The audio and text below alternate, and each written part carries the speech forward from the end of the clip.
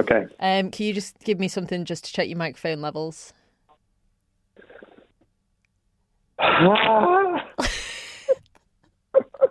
Sorry, I really panicked then. Hello. Okay. My name. Okay, let's Please just don't include that in the. let's just cut that off there. Thing. Put you out your misery. Thank Jesus you. Christ. Yeah, thanks. Hello and welcome along to another episode of Disc 2, the podcast that looks at the highs and the lows of cinema and the impact films have on our lives. More specifically, though, the lives of me, Rhian Evans, and my co-host and fellow Manx Radio newsroom pal, Lewis Foster. In this episode of Disc 2, Lewis and I will be talking to you about the films we know are bad, but we just can't help but love. Our guilty pleasures, the ones we hide from other people until they come round and find them on our Netflix watch again list. Yes, today we are banishing the term guilt. We are getting rid of embarrassment and we are embracing those awful films that we can't help but love for all the wrong reasons that just feel so right.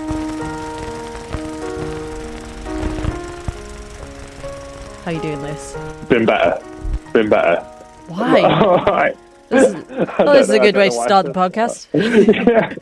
No, I'm absolutely fine and dandy. Thank you very much. I believe you. Now, Lewis isn't in the studio with me today. He is instead confined to his abode so as to not get arrested for breaking new COVID restrictions because since we last spoke in that first episode, the Isle of Man has gone into a second lockdown, just as you came back from Christmas. Classic, isn't it? And I paid all that money to get tested twice just to come out a week early into another lockdown. So, I do apologise if there's a bit of a delay between our chats, but hopefully the content will be good enough to get you to forgive us. But I was going to ask you, whilst you were self-isolating, because you had to self-isolate for 2 weeks when you came home from Christmas, did you watch anything good in those 2 weeks, or did you just stare at the same four walls and wait for the time to pass? Everything. Everything? We watched everything, yeah. I mean, obviously you just have Netflix and Amazon Prime and Disney and Now TV at your disposal if you're like us and sponge off your parents. So, we had a whole repertoire to go through. And we started with Soul, the new yes. Pixar film. I watched that the other weekend. Yeah, and I tell you what, I bloody loved it the second time I watched it. So you've watched it twice already? It's still we fairly have watched it twice. So basically, it came out over Christmas, so while we were home. Mm-hmm. And we basically didn't want to watch it separately, me and Charlotte, this is. So basically, once we got back and once we were back together on the island, our first night, so this is after travelling and everything else, we decided to try and watch it. Charlotte fell asleep after an hour, and I stared at it trying to make sense of it. And I was like, no, you know what? It's a Pixar film. It's not that complicated. I can sort of flick through my phone while watching this. Mm-hmm. And then I got to the end and realised that this film that was catering to children went straight over my head. So I had to watch it again the next morning. It's quite trippy. It made me cry. Yeah, it's hard to get around, yeah. I think just the animation of it is really, like, I hadn't seen anything like it before, and I was like, well, I would not want to do LSD whilst watching this. Not that I've ever done LSD, just to specify. Mum, I don't do drugs. Wouldn't know. But I did have a mulled wine while drinking it, maybe. While drinking it? I was drinking Soul. Whilst watching it, mm-hmm. which was maybe that threw me off a bit as well. And you cried. I guess it's not really a Pixar film around, unless you do. Once you kind of get it and you kind of realise that, it's all about, you don't need to know where you're going. You just need to soak up life as it happens to you. Yeah, there's no meaning of life. It's fine. Yeah, exactly. Yeah, and all the stresses just, take with a pinch of salt. Yeah, just cruise through life. Don't give a shit because none of it means anything. That was basically what I got. Exactly. But no, I thought it was really original, actually. But we're not talking about Pixar today. Today, we are talking about films that you know are bad, but you can't help but love. So, talking about lockdown and the second lockdown on the Isle of Man, some people are calling it Lockdown 2, which I'm always Well, yeah, I wasn't going to go down that route, but I actually quite enjoyed that. Yeah. Thank you. I'm always unimpressed when sequels do that, when they just put a number at the end of the original name, like Grown Ups 2, Cheaper by the Dozen 2, Basic Instinct 2. I just think it's lazy and it sounds rubbish, which is what many of those films are. But that's what we're here to talk about. So you would prefer it if it was, say, Back to the Future 2, they go back again? Or It happened again. See, Back to the Future 2 is an excellent film. So, well, in my opinion, it is. We watched those over lockdown, funnily enough. And did you enjoy them? We stopped before number 3. It has to be said. We stopped at number 2. I love those films. They formed me as a teenager. So They formed you. Liverpool Football Club. Wearing a reddish orange, rust-coloured, shall we say? To be fair, your whole aesthetic is very Marty McFly, I would say. Yeah, funnily enough, a girl at uni used to say that. Yeah. She's dead now. I hope she's not. We've had this exact same conversation before, and I pulled that exact same joke. We've gone full cycle now. Oh, God. Our friendship is coming to an end. There's nothing more to add. Well, no, you are, I would say you're, for anyone who doesn't know who Lewis is, he does work, we both work in the newsroom at Manx Radio, and Lewis is, I would say, a cross between Marty McFly from Back to the Future and also Leonardo DiCaprio in Titanic before he dies, I would say. Okay. Is this looks or personality at all? Well, both are surely good. Well, yeah, I'll take that. I would say... Thank you very much. That's very complimentary. You're welcome. Anyway, let's move on. So, Lewis, tell me about your bad film of choice that you can't help but love, even though you know it's terrible. So, I watched this back maybe 3 weeks ago, just to make sure I still loved it. And, in fact, I do. It is Jurassic Park, the third. The third. Jurassic Park 3. It could almost be paradise. I got it, forgotten. We have a landing strip up ahead. You cannot land on this island. Oh my God!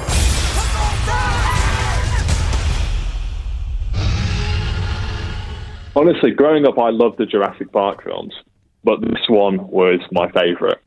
Why? Despite the fact it's only got 49% on Rotten Tomatoes. I mean, after all my hot air about I don't like films which add a number on the end, I do really like Jurassic Park 3. I didn't like the second one. I didn't like The Lost World, but I did really like Jurassic Park 3. Yeah.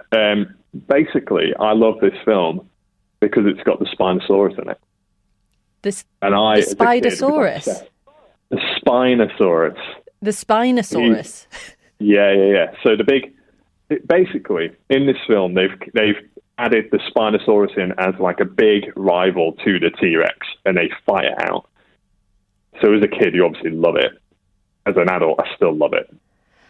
But basically, in real life, a Spinosaurus would have probably just dwelled in a river and caught salmon or something like that. But, and they're probably millions of years out of each other's timelines. But that doesn't matter.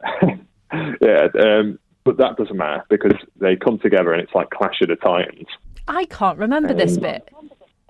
Can you not? Wait, does it get them when they're in the river and the phone is going off and it's like do do do do do do do do? Yeah, that's later in the film, and I hate that ringtone ever since. It scares the crap out of me. It's Nokia, I think, isn't that? Yeah, and there's many reasons I love this film, by the way. Even though it's bad because it plays a lot of cheap tricks and it's a bit kind of, I don't know, big dinosaur versus bigger dinosaur. Is that a cheap trick? I don't know. Would you call that a cheap trick? I don't know. I don't know. You said cheap tricks. Well, basically, if I was to sum this up in a boring way. Are we doing that bit now? I don't know. Okay, wait. Let me just stop you there. Okay, we're adding into these episodes a point in the episode where each of us describes our chosen film in the most boring way possible to make it honestly sound as interesting as like a bucket of grey paint. So yes, sounds like Lewis is about to do his. So Lewis, how would you describe Jurassic Park 3 in the most boring way possible? A kid and his stepdad go paragliding behind the boat, and they just go a bit far. It doesn't say where they started off. I think it might do like Costa Rica or somewhere boring like that. Who'd want to go there? And they just fly off a bit. They get a bit selfish, and they fly off onto an island, which just happens to be full of big lizards. That was a longer synopsis than I was expecting, if I'm honest, Lewis. Oh right. Well, basically, it ends with a mustachioed divorcee trying to get back with his missus by chasing this child through the jungle. Yeah, that makes it sound quite sinister. With velociraptors.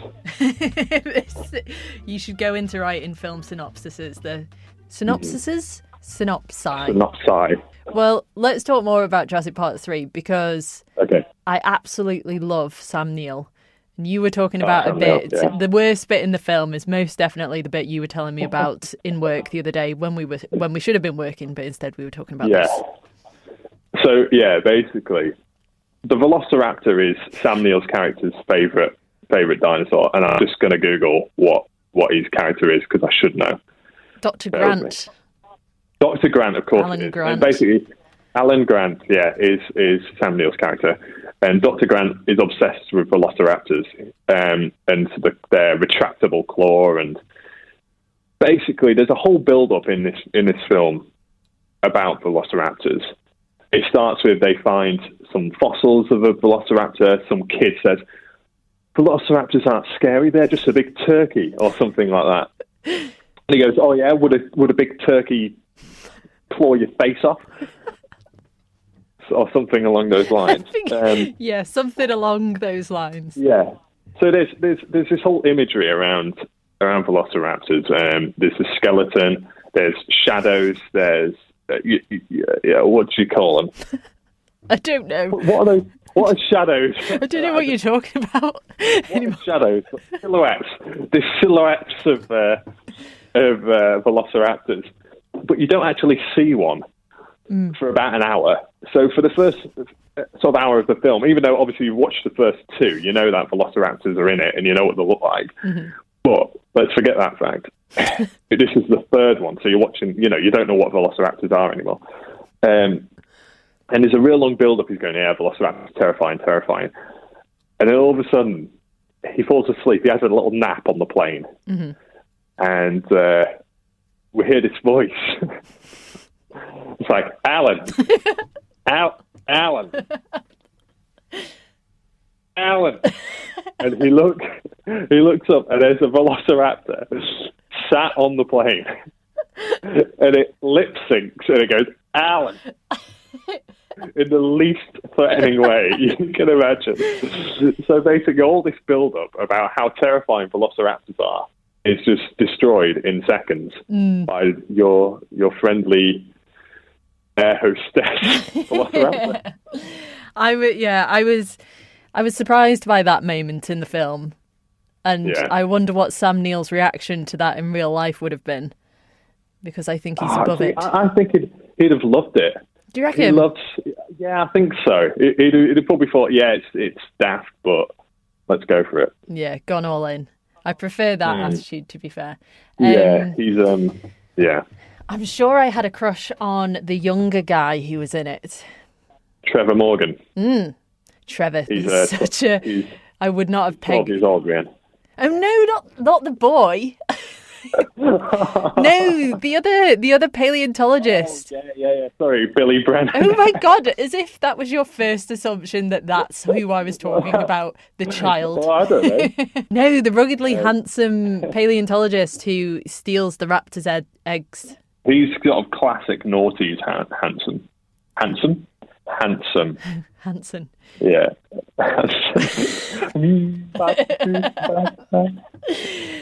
Did you want to add anything else before we move on? If I can just spend a couple more minutes talking about Jurassic Park 3. If you must. There's a really great bit, which I think is really cheesy, but it really works. When I was a kid, it made me crap myself.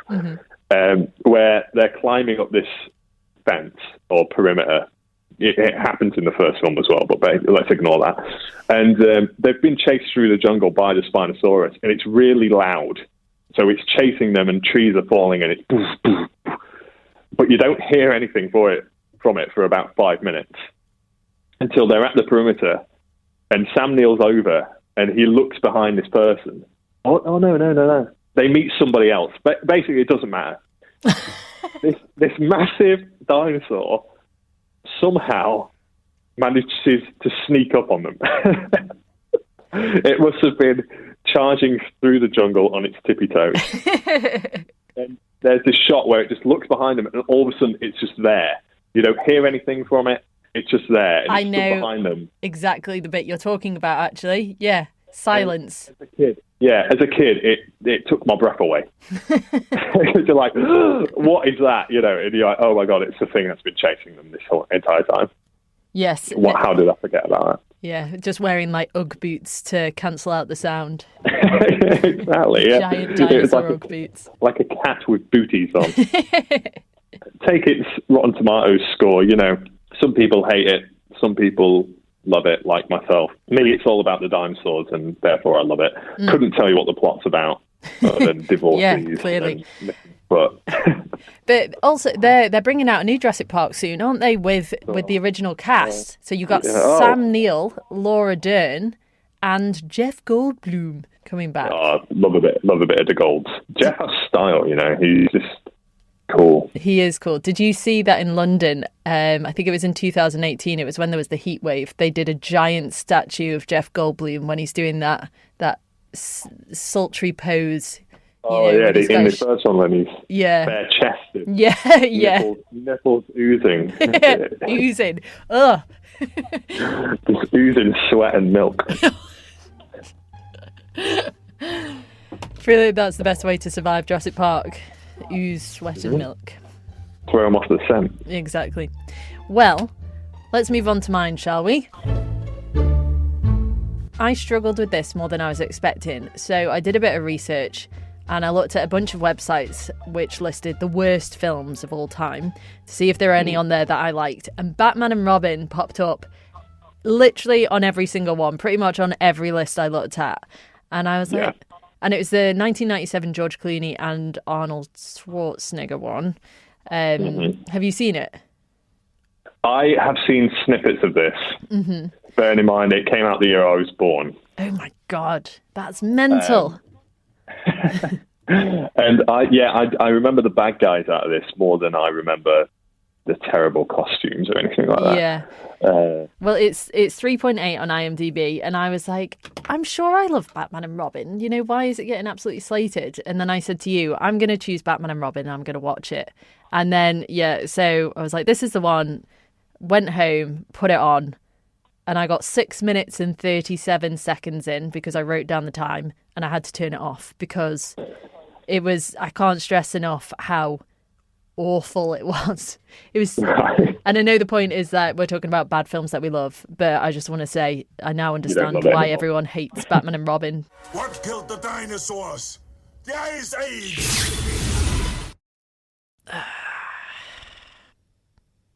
I am not going to pick that though. I am instead going to pick Robin Hood, Prince of Thieves. I met a hooded man today who bade me warn you not to harm his people. His name? Robin of Locksley. The prodigal son returns. This is English courage. Kevin Costner at the end of that clip there with a sterling English accent for Robin Hood of Nottingham. Have you seen that? Oh, Robin Hood's colon. Robin Hood, Prince of Thieves. So basically, no, I have not. And this is one for me to go and watch. This is, and I think, I wonder if you'd like it. I mean, I like it because it's like the classical swashbuckling, even though he's not a pirate, but you know, that classic adventure. And I feel from the rich and I get to the poor. yeah, he is Irish. But It's filmed in 1991, one of Kevin Costner's big films, back when he had himself an almost offensive mullet, I would say. Apparently, mullets are the thing for 2021. Are they? Apparently, people are trying to get a movement going to bring them back. I might start growing. Well, I was wondering if you, like, Lewis has got Leonardo DiCaprio 90s curtains. That's the word, not bangs. Say the word. You said it. Curtains. You said the word. So, yeah, would you ever consider getting a mullet? Well, you know what? That is it's opposite ends, isn't it? That's opposite extremes. Because at the minute, I've got it short at the back, round the sides, and then just overly long fringe. So I would have to go all the way back and grow the back out and chop the fringe. You know, it's like commitment. Cutting off your head to give yourself a foot extension or something. Brilliant. But yeah, mullets are strong. Well, I think you should watch this. So some of this stuff might not make much sense to you if you haven't seen it, but it's got some big names in it. It's got Morgan Freeman in it and Christian Slater, who I had a massive crush on, and of course the late great Alan Rickman. 6.9 on IMDb, which is probably too high for the rules, but I don't care because it's my podcast. So I think it's just really good fun, and Alan Rickman steals the show because he's so dramatic. And apparently, I was reading that they asked him to be Sheriff of Nottingham. In case you didn't know, Kevin Costner is Robin Hood. Alan Rickman. Yeah, I can see that from the from the poster and the bow and arrow and the name tag.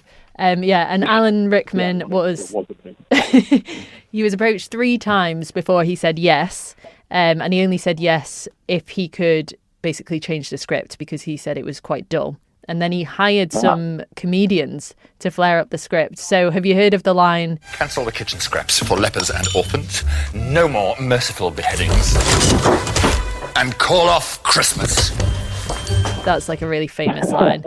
Another one is, I'm gonna cut your heart out with a spoon! and all these like lines that have become legendary lines, he ad-libbed, which is what makes him so great. And apparently Kevin Costner got really jealous of him and went to the editing suite and demanded to take over the edit so he could cut out Alan Rickman's scenes. Well, not all of them, obviously, but he was getting a bit precious and didn't want the limelight to be stolen from him. Yeah, what a baby. Main, you know the classic song that has come out of Robin Hood, Prince of Thieves, don't you? I'm sorry, Rhian, I do not remember that. You will have to sing it for me. I will. Do you have a piano there? Because it has to start with. Do you actually know? Because I genuinely don't know if we're being silly or. But I was expecting you to sing it. Oh, Bryan Adams, "Everything I Do It For You." Everything I do it for you. Yeah. That one. Yes, if it was a country western version, yeah, that's the one. So yeah, that was, I think, topped the charts for a ridiculous amount of time. But I'll say my favourite, worst thing about Robin Hood, Prince of Thieves is how they land by the White Cliffs of Dover and then they walk to Hadrian's Wall in the same afternoon. And I Googled how long that would take. And to drive, it would take 6 hours, 40 minutes. To cycle, it would take 39 hours. So to walk, bearing in mind, there's no day to night. It's displayed as the same day. Just a nice stroll. Yeah. 119 hours it would take them to get from the White Cliffs of Dover to Hadrian's Wall. So that's probably my favourite bit about Robin Hood. That's an impressive feat, to be honest. But yeah, it's a really good feel-good film, I would say, and it's a nice one to put on if you're feeling a little bit delicate in lockdown and you just want to get cozy, but you don't want to take anything too seriously or think too hard. I think it's a nice one. So. Yeah. But let's move on now. Could you sum it up for me in a boring way? Oh yes, of course. Man donates to charity frequently. Other man does Very not. good, yeah. That's it. Man donates to charity by killing people. Yeah. Before we finish, some honourable mentions. Do you have any that... Yeah. I mean, you mentioned... What did you mention before? Yeah, I mentioned The Incredible Hulk, but the one I had in mind was the It's part of a terrible series. Is that the Eric Bana one, or? No. This is so basically this trilogy is regarded as terrible, and this one being one of the worst films of the bunch. It is Star Wars: The Phantom Menace. Oh yes, people have committed hate crimes over that film. So my brother rated this the other day. He gave it 1.5 stars Out of, which is probably fair. And I'm not going to go too into out of 5. Oh right, out of 100. I'm not going to go too in depth about it because I can't remember much about it. But I loved this film as a kid and watched it on repeat over and over again. Which shows it was doing something right, you know. Or you're just a sociopath. It's good because it has Darth Maul in it, who's the bad guy with the double-edged lightsaber. Does he have the red face? He has the red, like the tattooed red and black face, horns on top. Like one of genuinely the coolest villains of any film series ever. Does that one have Jar Jar Binks in it as well? I will die on that hill. You know what? I don't know if that is the Jar Jar film. I think Jar Jar is the second one, which, let's have a look. Because I think people really didn't like him either. No, he's the classic worst character of all time. Of all time. There's actually there's a fan theory that Jar Jar Binks is like a Sith Lord. So he's essentially like the mastermind behind the Death Star and everything else in the Empire. But yeah, that was one of George Lucas's weird ideas. Lesser fine. Well done on Darth Maul. Darth Maul is great. I don't think I've ever heard anyone say that before. Do you have any others? Yeah, obviously the Incredible Hulk is, as you mentioned, you know this one. It's bad. But I really liked it as a kid and used to watch it quite a few times. I had 2008 this came out. 67%, 6.7 on IMDb, so not terrible, to be fair. But it's, you know, it's known as one of Marvel's not great things. I mean, we won't even talk about Green Lantern. We won't even go there because no one liked that film. I've never seen that, but everyone was very much like, let's just shove that under the rug and never talk about it again. Just ignore this. Yeah, but essentially, I really liked it. I remember there was one scene, I think this is the same film, where he, like, jumps. There's a dog jumps at, like, the window, and it scared the crap out of me. In what, the Hulk? So basically, a poodle becomes somehow mutated by this, or it becomes really aggressive from the gamma radiation. And there's a scene where he's trapped in a car when it's like raining, and this poodle jumps at the window. And I might be making this up, to be honest with you, mate. This could be a bad dream that I've just It sounds had like it could be. Did you lose? Did you lose function in your legs again? Yeah, this is really bad. Lewis fainted. For anyone who didn't listen to the previous episode, you should, just to hear Lewis tell the story about how he fainted when you were were you watching? Insidious. Fantastic Insidious. Mr. Fox. No. It was a horror film. It was Insidious. And someone jumped out of the cupboard while I was walking across the room. And I lost function in my knees. Well, the honourable mentions I've got are Batman Forever, Frozen, but not the Disney version. I don't know if you've seen it, probably not because it's classified as a horror film, but 3 people get stuck on a chairlift. I really like it because it brings back nice memories of season. Well, not nice. Wait, not nice memories of seasons. But that's just stupid. And like they're stuck on this chairlift and they're obviously freezing to death, and their coats are unzipped like down their chest for one thing.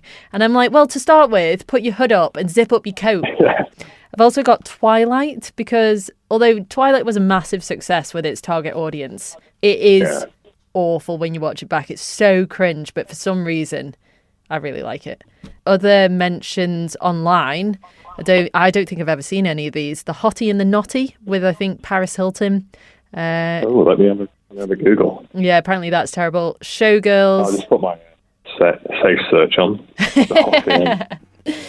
Disaster Movie and all those sort of knockoff comedies, like comedies per se. And I Know Who Killed Me, which was a Lindsay Lohan one.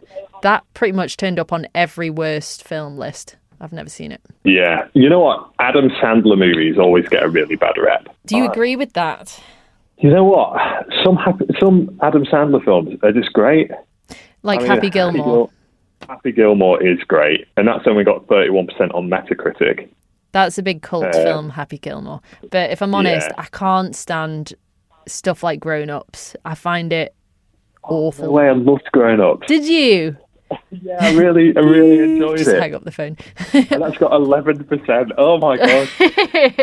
I'm just realising how I have no taste. Yeah, this episode to you is just like, oh, good films. Yeah, David Spade is just like, what is his character? But I love those films so much. Oh my god!